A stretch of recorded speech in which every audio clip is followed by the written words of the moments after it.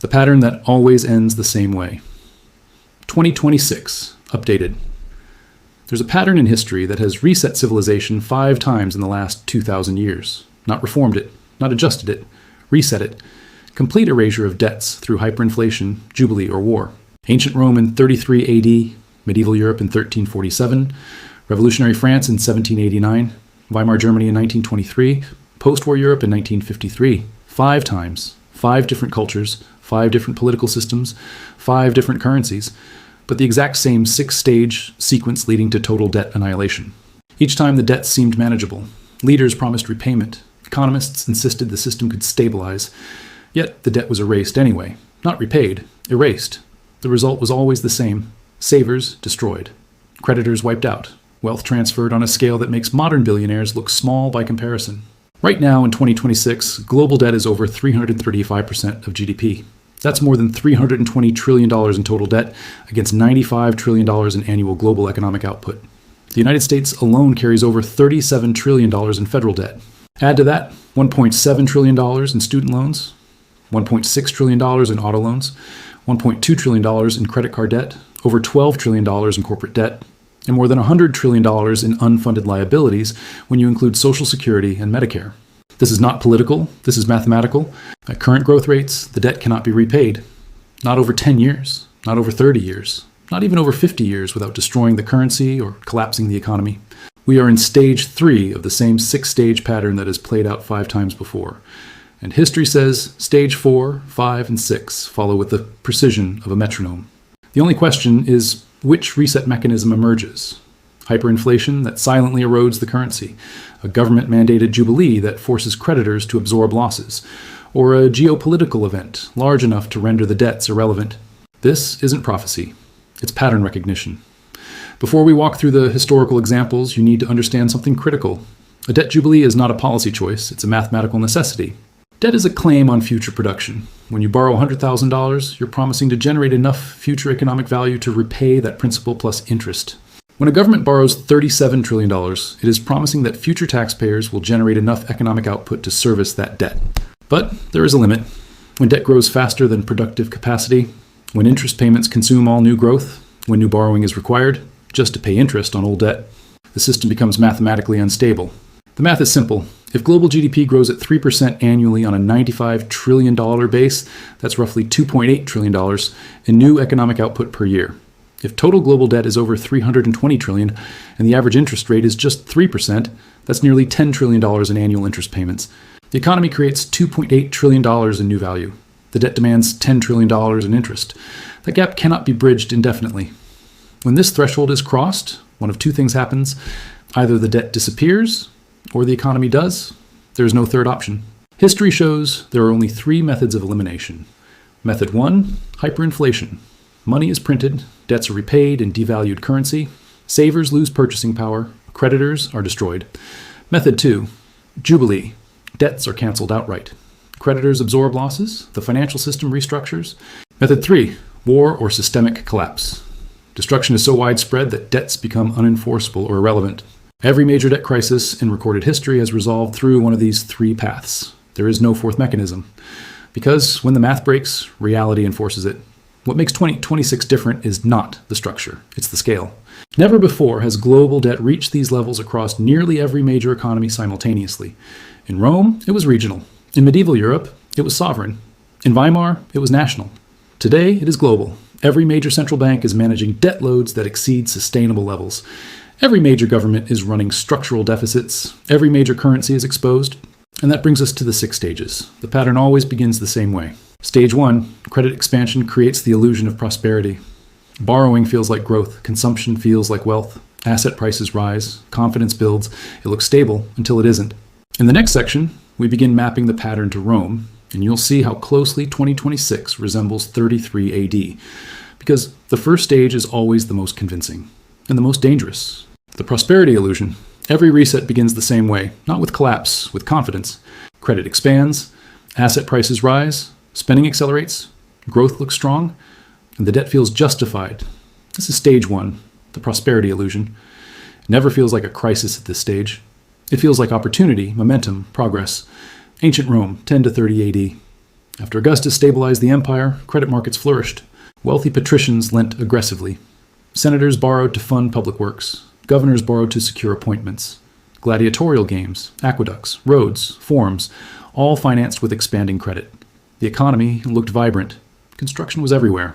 Luxury goods flowed into Rome from Africa and Asia. Land prices rose. Political influence became tied to visible spending. But most of that expansion wasn't productive. It was consumption, bread and circuses, spectacle funded by borrowing from the future. As long as new loans were available, the system functioned. Appearances were maintained. But beneath the surface, private debt was compounding. Medieval Europe, 1300 to 1340. The agricultural boom of the High Middle Ages created surplus wealth. Italian banking houses, the Bardi, Peruzzi, and Medici, expanded credit across Europe. Kings borrowed to fund wars. Merchants borrowed to expand trade. Even the church borrowed. Trade routes widened. Cathedral construction accelerated. Universities were founded. Europe appeared to be entering a golden age. But much of the borrowing financed conflict, court extravagance, and political maneuvering, not productivity. Kings borrowed to repay previous loans. Banking houses concentrated risk in sovereign debt. Exposure compounded. Revolutionary France, 1700 to 1785. After Louis XIV's wars, France carried heavy debt. Instead of restructuring, successive monarchs borrowed more. Wars in Austria, Poland, and the 7 Years' War were financed through additional debt issuance. Versailles shimmered with wealth. Paris dominated European culture. Credit flowed because France was considered too powerful to fail. Interest was manageable, until it wasn't. Weimar Germany, 1918 to 1921. After World War I, Germany faced 132 billion gold marks in reparations. The government borrowed domestically to fund payments and reconstruction. Credit expansion stimulated short-term growth, employment improved, industry recovered. The illusion returned, but the underlying obligation remained impossible. Debt had simply been rolled forward. Post-World War II. Western world, 1950 to 1980. The largest credit expansion in modern history. The GI Bill in the United States, the Marshall Plan in Europe, mortgage expansion, consumer credit, corporate leverage. Growth surged. Living standards rose dramatically. Debt felt productive. But this marked the beginning of structural leverage expansion that would continue for decades. Fast forward to 1980, 2008, the Great Moderation, financial deregulation, credit cards, home equity loans, student loans, corporate buybacks financed by debt. Sovereign deficits normalized. Asset prices rose consistently. Housing boomed. Equity markets surged. Consumption expanded beyond income growth. Debt to GDP ratios climbed. But it felt sustainable. After 2008, instead of deleveraging, the system doubled down. Central banks lowered rates to zero. Quantitative easing injected trillions. Debt expanded faster than ever. By 2020, global debt exceeded 320% of GDP. Then the pandemic. Trillions more printed globally. Emergency programs. Direct stimulus. Corporate bailouts. Sovereign expansion. By 2026, global debt stands above 335% of GDP. The illusion still exists. Markets function. Banks operate. Governments issue bonds. Interest is paid. But stage one always plants the seeds of stage two. Because prosperity built on borrowing feels identical to real prosperity until the borrowing stops. In every historical case, the narrative was the same. This time is different. Rome believed the empire's scale made repayment inevitable. Medieval Europe believed sovereign kings were untouchable. France believed its wealth guaranteed solvency. Germany believed printing could bridge the gap. Post-war America believed growth would outrun leverage indefinitely. Each time, growth slowed. Each time, debt ratios climbed. Each time, stage two arrived. And stage two is not psychological, it's mathematical. Debt reaches a threshold, roughly 250% of GDP, where growth begins to slow under the weight of servicing obligations. The illusion starts to fracture.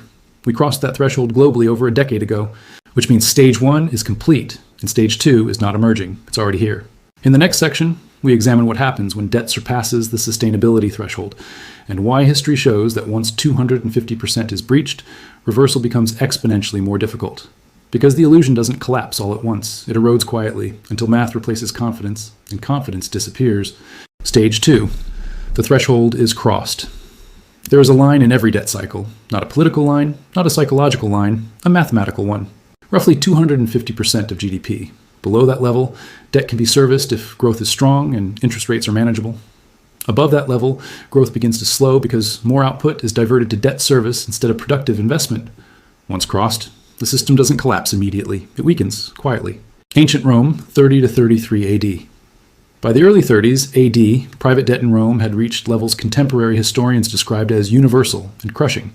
Senators owed fortunes. Merchants operated entirely on borrowed capital. Land prices were supported not by savings, but by leverage. We don't have Roman GDP statistics, but we know this. Debt obligations had grown so large that repayment required either asset liquidation or new borrowing. When a system requires new borrowing to sustain old borrowing, the threshold has been crossed. Medieval Europe, 1340 to 1345. By 1340, England's King Edward III owed the Bardi and Peruzzi banks sums that exceeded his kingdom's annual revenue. France was similarly indebted. The Italian banks had extended loans so large that defaults would exceed 10 times their capital reserves. That is the definition of systemic fragility. The moment lending slowed, the system would crack. Revolutionary France, 1780 to 1788. By 1788, France's interest payments consumed roughly 60% of government revenue. Not military spending, not public works. Interest. Total debt likely exceeded 300% of annual revenue, an enormous burden for an 18th century economy. Once more than half of revenue services past borrowing, productive investment stops, growth slows, confidence erodes. Weimar Germany, 1921 to 1922. Germany's combined domestic debt and reparations exceeded 400% of GDP. The economy simply could not generate enough gold-backed output to service the obligation. The Reichsbank borrowed from itself. A central bank printing to fund deficits is not prosperity, it is mathematical postponement. Modern global economy, 2008 to 2026.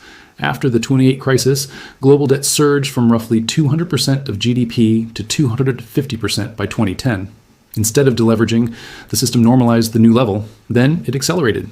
By 2020, global debt exceeded 320% of GDP. After pandemic stimulus, it reached 350% before stabilizing slightly.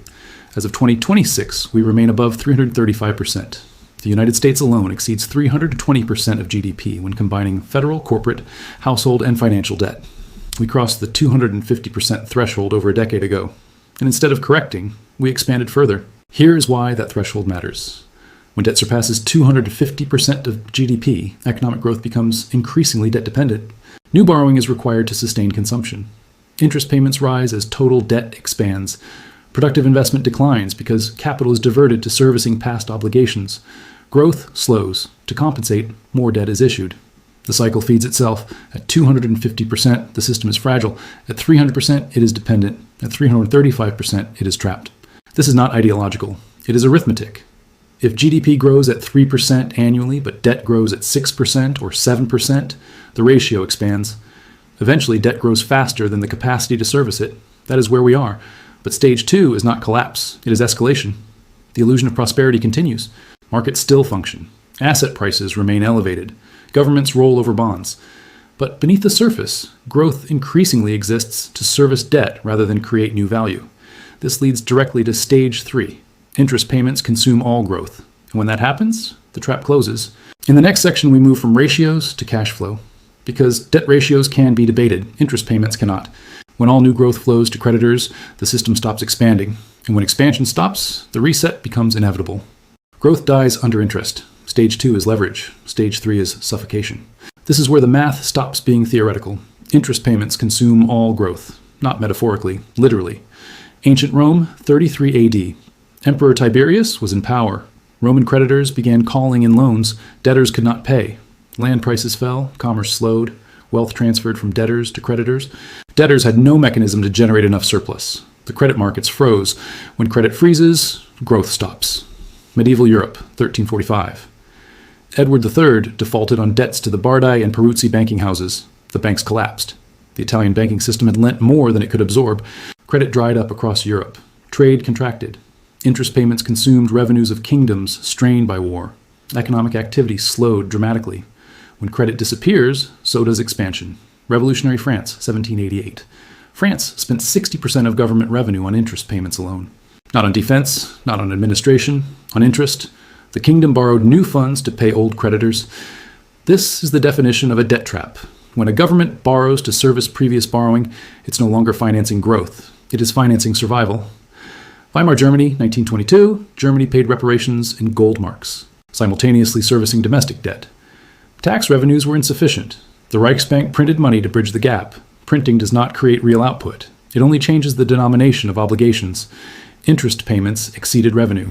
The printing presses accelerated, hyperinflation followed. Modern global economy 2020 to 2026. The United States now spends over $1 trillion annually on interest payments, more than defense, more than most discretionary programs combined. Interest could approach $1.3 to $1.5 trillion. Real GDP growth in the United States averages $600 to $800 billion annually. Interest payments are consuming most, or all, of that growth. Globally, the math is similar. Global debt exceeds $320 trillion. Average interest rates hover around 3% to 4%. Annual interest payments approach $10 to $13 trillion. Global real GDP growth produces $3 trillion in new output annually. The gap is obvious. Growth creates $3 trillion, debt demands $10 trillion. The difference is funded by more borrowing. Stage 3 is not collapse, it is entrapment. The system continues functioning, bonds are issued, interest is paid. But new economic output is increasingly diverted towards servicing of past obligations. Productive investment slows, capital allocation becomes distorted. Governments cut visible spending, but cannot cut interest. Corporations refinance instead of innovate. Households service mortgages instead of accumulating savings. Growth becomes thinner, more fragile, more dependent on policy support. When stage 3 arrives, central banks face a dilemma. Raise rates to control inflation and accelerate the debt trap. Lower rates to ease the burden, and risk currency devaluation. Both choices carry consequences. Rome attempted legislative fixes, France attempted tax reform, Germany printed.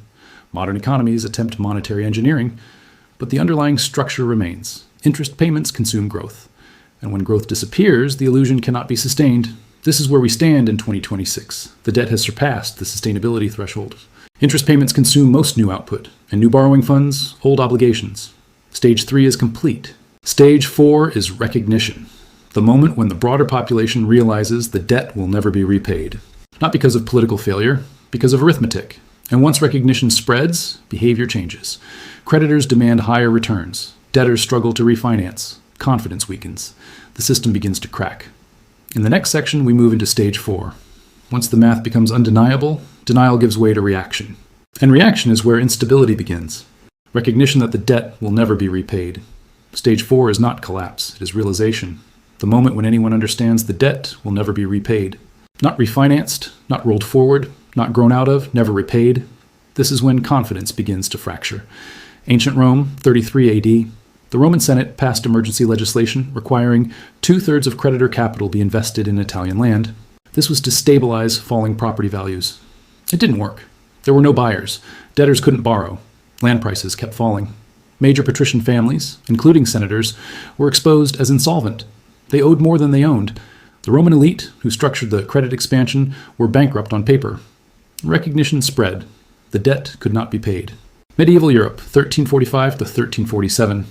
When Edward III defaulted on his Florentine loans, it was not just a missed payment. It was admission that the math failed. England's annual revenue was $100,000. The king owed nearly $1 million to Italian banking houses. Even if every penny of revenue went to creditors for a decade, it wouldn't cover the obligation.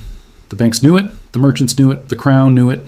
The loans were uncollectible. The system was functionally bankrupt before the plague even arrived. Revolutionary France, 1788, 1789. Finance Minister Jacques Necker published France's accounts to force reform. Instead, he revealed insolvency.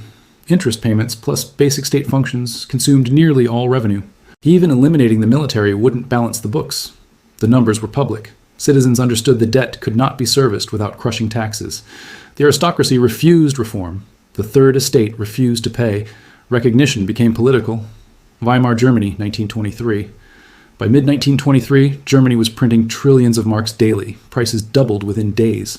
Workers were paid twice per day. But reparations were still denominated in gold. Even as the paper mark collapsed, the real obligation remained. Germany would have needed to produce more real output than its entire economy to meet its obligations. Everyone understood it. The debt could not be repaid. Modern global economy, 2026. Today, anyone with a calculator can see the same truth. The United States would need to run budget surpluses exceeding $1 trillion annually for decades to meaningfully reduce the national debt. That assumes no recession, no additional crises, no demographic strain from entitlement programs. It assumes political discipline never seen in modern history. Globally, the picture is similar. $320+ trillion in total debt would require more than 3 years of total global economic output to extinguish, while still feeding populations, operating governments, and sustaining commerce. It cannot happen. Recognition is spreading. Bond markets signal it through rising yields. Central banks signal it through financial repression. Political discourse reflects it through polarization. This is stage 4. When recognition sets in, behavior changes. Creditors demand higher returns for perceived risk. Debtors struggle to refinance at affordable rates. Asset prices wobble as liquidity tightens. Confidence weakens. The shift is subtle at first. It doesn't look like collapse, it looks like volatility. Policy debate intensifies. Economists argue over sustainability. Politicians promise reform. But the math doesn't bend to rhetoric. Once a system enters stage 4, the remaining stages are political, not financial. Recognition creates pressure. Pressure creates division. Division creates demand for reset. Stage 5 is that pressure.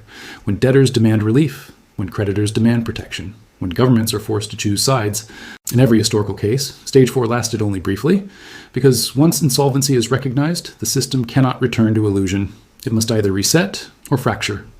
In the next section, we enter stage 5, because recognition does not remain academic, it becomes social. And social pressure is what triggers the final act. Political pressure for reset. Once the math is recognized, the crisis stops being financial. It becomes political. Stage 5 is not about spreadsheets, it's about social fracture. This is the moment when debtors demand relief, creditors demand enforcement, and governments are forced into an impossible position. Ancient Rome, 33 AD. The plebeians, ordinary Roman citizens, were drowning in debt. Debtors' prisons overflowed. Families were being sold into slavery to satisfy obligations. The tribunes of the people demanded relief. The patricians, the creditor class, refused. They owned the debt. Canceling it would wipe out their wealth. Rome stood divided. Riots broke out. Mobs targeted known creditors. The Senate deadlocked. Political stability began to crack. Medieval Europe, 1347. After the collapse of the Bardi and Peruzzi banks, sovereign debts hung unresolved. Merchants argued their debts died with the banks. Nobles refused to pay monarchs who themselves were in default. But before formal resolution could occur, the Black Death arrived. Within 3 years, up to half of Europe's population perished. The political conflict over debt was overtaken by catastrophe. But make no mistake, pressure had been building. The social contract was already strained. Revolutionary France, 1789. France's Third Estate, 90 to 98% of the population, bore the tax burden. The aristocracy, who held much of the government debt, demanded full repayment. Peasants demanded relief. The monarchy attempted reform. It failed. The Estates General convened. The Third Estate declared itself the National Assembly. Debtors versus creditors became poor versus elite. Political pressure became revolution. Weimar Germany, 1923. Hyperinflation devastated the middle class. Savings evaporated. Workers demanded wage adjustments. Strikes erupted. Extremist parties surged in popularity. Communists promised debt cancellation. Nationalists promised repudiation of reparations.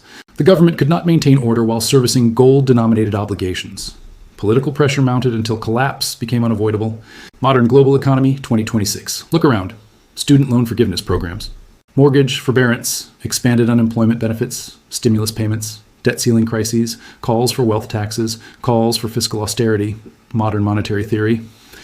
Advocates arguing debt doesn't matter. Gold advocates arguing fiat is doomed. Crypto proponents arguing for monetary exit. Both political poles reflect the same pressure. Debtors demand relief. Creditors demand protection. Savers demand stability. Governments promise everything. But the arithmetic does not allow everything. This is stage 5, the fracture of the social contract. Because debt is not neutral. It creates two sides, the debtor and the creditor. In expansion, both benefit. In contraction, one must lose. Political polarization intensifies as debt burdens grow heavier. When interest consumes public budgets, spending must be cut or money must be printed. Both create winners and losers. Every historical reset reached this stage. Rome faced riots, France faced revolution, Germany faced extremism, Europe faced war and plague. The system cannot remain stable. Once stage 5 matures, the tension must resolve. And that resolution is stage 6, hyperinflation, jubilee, or destruction. The mechanism varies, the outcome does not. Debts disappear, savings are destroyed, wealth transfers. We are not yet at stage 6, but stage 5 is visible. The rhetoric is rising, the divisions are widening, the pressure is building. And history shows that once stage 5 matures, stage 6 follows quickly. In the next section, we confront the final stage. Because when reset arrives, it does not ask permission. It enforces the math. Stage 6 is not gradual. It is decisive. This is the moment when debt is not restructured, not refinanced, not extended. It is eliminated. History shows only 3 mechanisms accomplish this. Hyperinflation, jubilee, and war. The method changes, but the outcome does not. Creditors lose, savers lose, and the entire system resets. Consider ancient Rome. Emperor Tiberius intervened, releasing 100 million sesterces from the imperial treasury as interest-free loans. Private debts were paid using public funds. It worked temporarily, but Rome soon turned to currency debasement. The silver content of the denarius was repeatedly reduced. By 200 AD, it was half silver. By 300 AD, less than 5%. Debts were repaid in coins that looked identical, but contained almost no precious metal. The reset occurred through inflation. The currency survived, but its value did not. Then, medieval Europe. The Black Death functioned as a devastating reset. When 30 to 50% of the population died, the entire debt structure collapsed. Creditors died, debtors died, property was abandoned, labor became scarce, and wages rose. Serfdom weakened, and debts became unenforceable in the chaos. This was a reset through destruction, not policy, but catastrophe. Next, revolutionary France. The National Assembly seized church lands and issued paper currency, assignats, backed by that land, initially accepted, then overissued. By 1794, the assignats had lost nearly all purchasing power. A gold coin worth 20 assignats in 1790 was worth thousands by 1794. The government paid debts in worthless paper. Creditors were wiped out. The middle class, whose savings were denominated in assignats, was devastated. The debt disappeared. The currency collapsed. Weimar Germany provides the most dramatic example. In November 1923, the Reichsbank printed money at an unprecedented pace. A dollar equaled 4.2 trillion marks. Workers were paid twice per day. Wheelbarrows of cash bought bread. Savings accounts became meaningless, but debts vanished. Mortgages were repaid with paper worth almost nothing. In December 1923, the Rentenmark replaced the old currency at a rate of 1 trillion to 1. The old currency was declared worthless. The slate was wiped clean. Post-war Europe saw the London Debt Agreement of 1953, where Germany's debts were reduced by roughly 50%. The remaining balance was restructured on favorable terms tied to economic growth. Creditors absorbed losses. This reset was negotiated, less chaotic, but still a cancellation. Now, let's map that to 2026. Hyperinflation doesn't have to look like Weimar. It can be gradual. 10 to 15% annual inflation for a decade erodes half of purchasing power. Debt remains nominally intact, but in real terms it shrinks. Savers lose silently, bondholders lose quietly, and debtors win invisibly. Jubilee may appear as selective forgiveness. Student loans canceled, sovereign debts restructured, mortgage relief programs expanded. Not dramatic, but cumulative. War is the least predictable, but historically common. When political systems cannot reconcile debtor and creditor interests, conflict becomes the mechanism. Stage 6 does not ask what is fair. It enforces what is mathematically necessary. When debt exceeds productive capacity, it disappears. Through policy, through inflation, through destruction. History shows that once Stage 5 matures, Stage 6 follows within years, not decades. We entered Stage 3 around 2020. Recognition spread by 2023. Political pressure intensified by 2024-2026. The window narrows. The reset is not theoretical. It is historical precedent. And when it arrives, it will not feel like justice. It will feel like shock. Because resets always do. In the next section, we examine who loses and who survives when Stage 6 arrives. Because every reset transfers wealth. It does not destroy it equally. Who loses when the reset arrives? Every reset has victims. Not abstract victims. Specific ones. And history is brutally consistent about who they are. First, savers. If the reset comes through inflation, cash loses purchasing power. Not gradually, exponentially. In Weimar Germany, middle-class families who had saved for decades saw life savings evaporate in months. In France, assignats wiped out those who trusted paper currency. In Rome, debasement hollowed out coinage while prices adjusted upward. In every case, those holding currency or bonds denominated in that currency lost first. Modern parallel, 2026. If inflation averages 12% for a decade, purchasing power is cut in half. If inflation spikes higher, the erosion accelerates.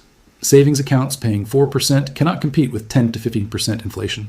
Treasury bonds yielding 5% become real losses. On paper, the principal remains. In reality, it shrinks. Second, fixed income earners. Retirees on pensions, citizens dependent on government transfers, annuity holders. When inflation rises, fixed payments do not keep pace. A $3,000 monthly pension becomes $500 in real terms.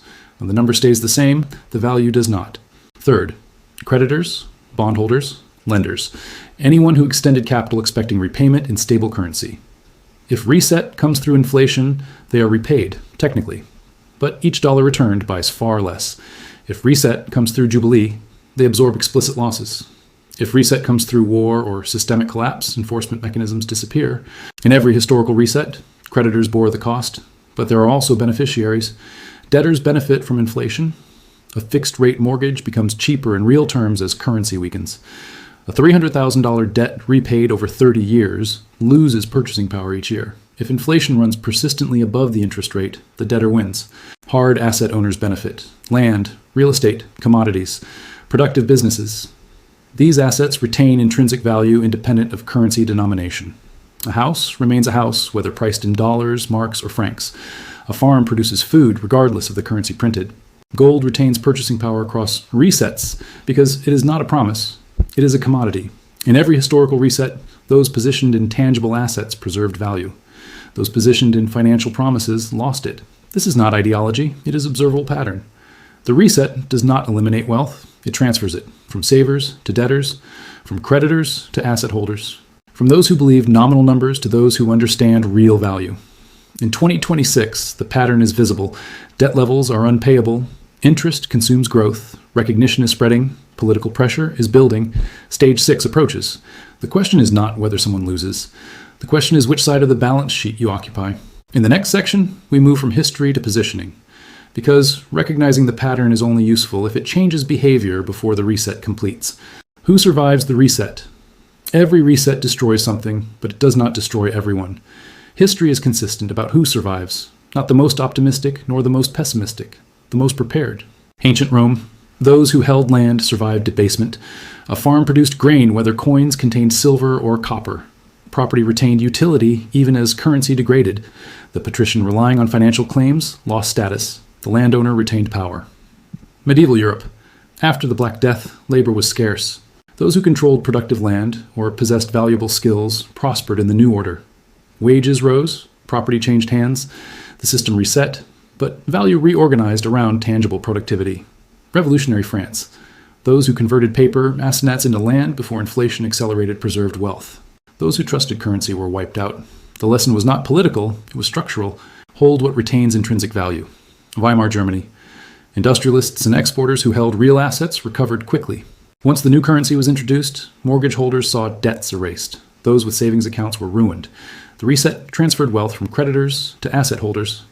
Post-war Germany, after the London Debt Agreement, those positioned to produce, manufacturers, exporters, builders, thrived in the rebuilding phase. Resets destroy financial excess. They reward productivity. Now map that to 2026. If the reset comes through persistent inflation, debtors benefit. If it comes through Jubilee, selected borrowers benefit. If through instability, hard assets and diversified exposure endure. What does not survive is concentrated exposure to nominal claims, large cash positions, long-duration bonds, unprotected savings accounts. Financial promises assume stability. Resets assume instability. Hard assets survive because they do not rely on counterparty trust. Productive businesses survive because they generate real output. Skills survive because they are portable.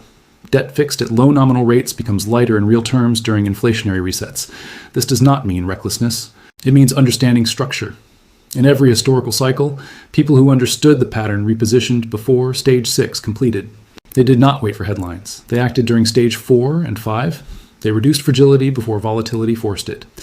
We are in that window now. Stage 3 is visible. Stage 4, recognition is spread. Stage 5, political pressure is building. Stage 6 follows historically within years, not decades. Preparation is not panic, it is alignment with history.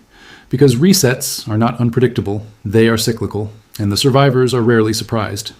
In the final section, we bring the pattern together and confront the timeline, because once Stage 6 begins, repositioning becomes reaction, and reaction is expensive. The timeline and the inevitable conclusion. The pattern does not repeat randomly, it accelerates. Every historical reset followed the same rhythm. Stage 1 lasted decades. Stage 2 lingered. Stage 3 tightened. Stage 4 spread recognition. Stage 5 built pressure. Stage 6 arrived quickly. Rome's crisis accelerated within a few years, once credit froze. France moved from fiscal crisis to revolution in roughly 3 years. Weimar moved from inflation to hyperinflation in less than 18 months. When the system tips, it does not drift, it snaps. We entered Stage 3 around 2020. Interest began consuming growth. By 2023 and 2024, recognition was widespread among economists and investors.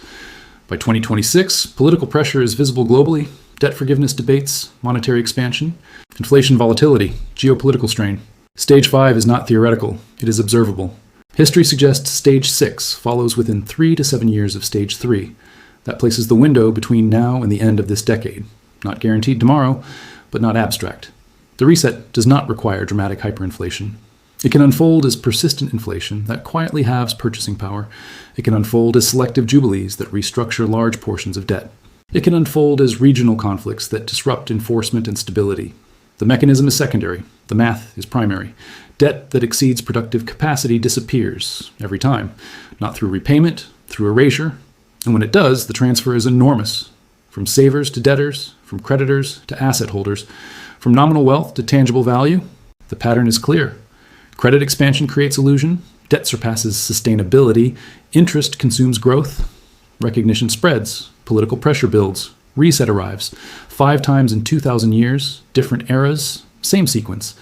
In 2026, global debt remains above 335% of GDP. Interest consumes growth. Recognition is no longer fringe, it is mainstream. The only uncertainty is timing and method, but timing does not change the outcome. Preparation is not about predicting the exact year, it is about understanding structure. If you hold only financial promises, you are exposed to nominal erosion. If you hold productive assets, you retain value across resets.